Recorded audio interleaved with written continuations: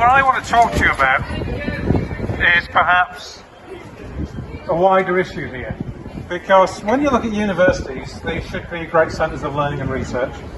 And over the past decades, they seem to have been seen by governments as profit centres. You could be looking at, I was on a call with a German CEO talking about the green economy. And there were other people on there, and they were talking about education, how we manage to find education to fund, how we make it self-funding. And this German CEO, he's running a business, he's trying to make a profit, and he says, why are you talking about how you pay for education? Education is a public good. There's something wrong in the mindset of your country that it doesn't see this as the future.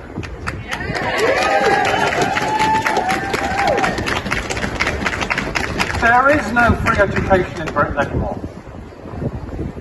Kids going to state schools, their parents are having to buy equipment and basics like books and things like that for the school. Anyone going on a school trip anywhere, it's a price-conscious decision now.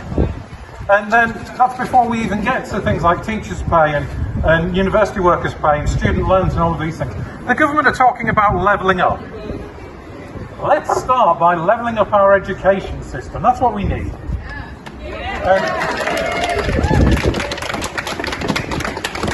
As I'm talking to a very educated crowd, I'll use the term theory of change. Because that is actually what's at stake here. I'll be surprised if you're hearing from any other politicians today. What we don't see in this country is any kind of systemic thinking. Any understanding that all of these things are linked. We wonder why we have a mental ill health crisis. We wonder why we have falling life expectancy. We wonder why we have a climate emergency and unclean air and all of these things. And it's because people are not thinking of this as a human world.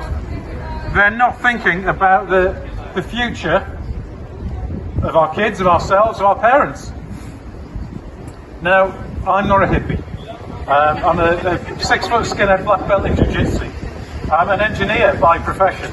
I deal in cold hard data. But I can tell you that there are things that a spreadsheet will never capture. It's all about pragmatic sustainability is what we need.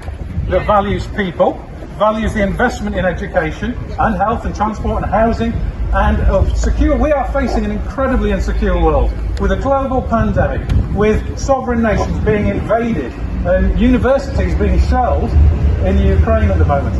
And all of these things, and a climate emergency. If we're going to solve this, there is one thing, and one thing that has to happen. And that is putting power and decision making back into the hands of the people who do the work and know how to do their jobs.